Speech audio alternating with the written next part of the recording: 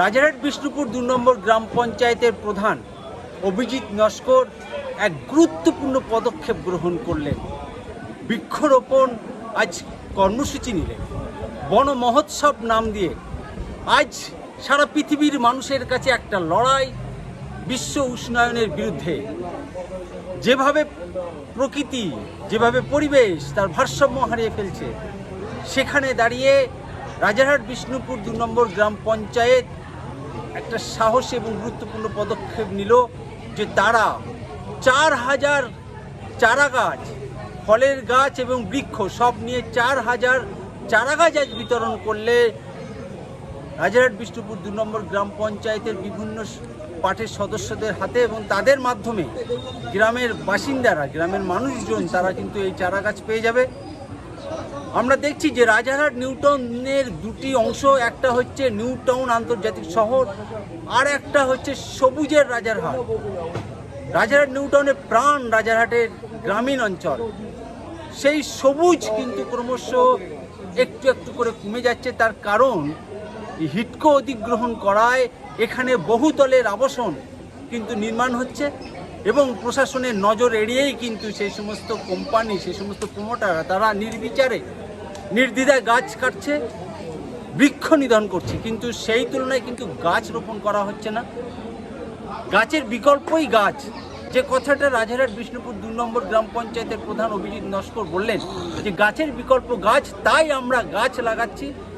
রাজারহাটের গ্রামীণ অঞ্চলে যেখানে সবুজের রাজারহাট, সেই সবুজ ক্রমশ কমে যাচ্ছে। তার কারণ এখানে বহুজাতিক সংস্থা তারা এখানে আবাসন তৈরি করছে, বহুতল নির্মাণ হচ্ছে, হিডকো অধিগ্রহণ করার পরে সেখানে সেই সমস্ত জমিগুলো প্লট করে বিক্রি করা হচ্ছে, এবং সেখানে নির্দ্বিধায় গাছ কাটা হচ্ছে।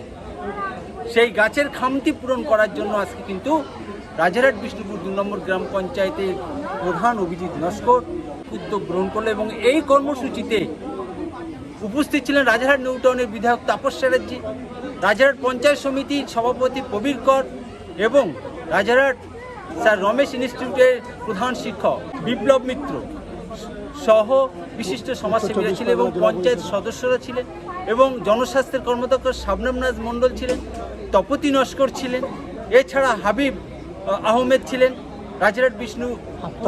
রাজারহাট পঞ্চায়েত সমিতির কর্মাধ্যক্ষ, এবং আফতাবউদ্দিন জেলা পরিষদের সদস্য মোহাম্মদ আফতাবউদ্দিন, তিনিও কিন্তু উপস্থিত ছিলেন এই বন মহোৎসব কর্মসূচিতে।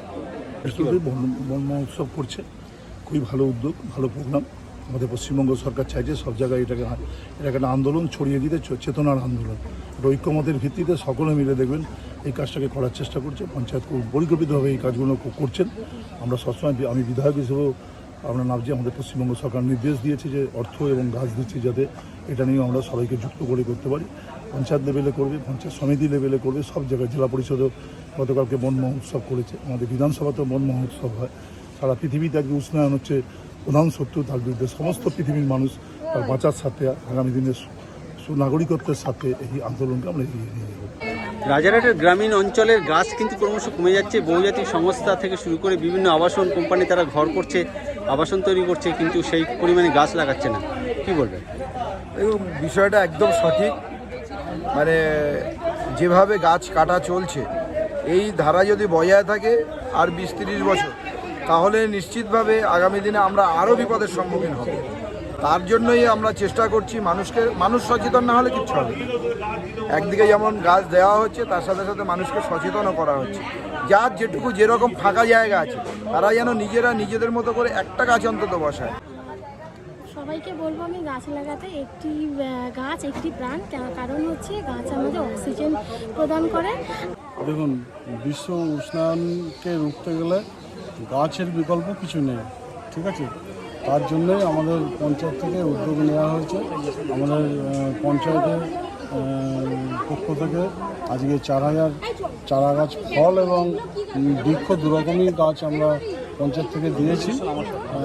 আগামী দিনেও আমরা এই ধরনের প্রোগ্রাম রাখবো, তার কারণ আমাদের বিভিন্ন প্রাকৃতিক দুর্যোগে এবং এখন যে চারদিকে যে আবাসন গড়ে উঠছে, প্রচুর গাছ কাটা হচ্ছে, প্রচুর গাছ বিভিন্ন প্রাকৃতিক দুর্যোগে নষ্ট হয়েছে, এবং বিভিন্ন কারণে প্রচুর গাছ কাটা হচ্ছে, রাস্তা হচ্ছে তার জন্যও গাছ কাটতে হচ্ছে।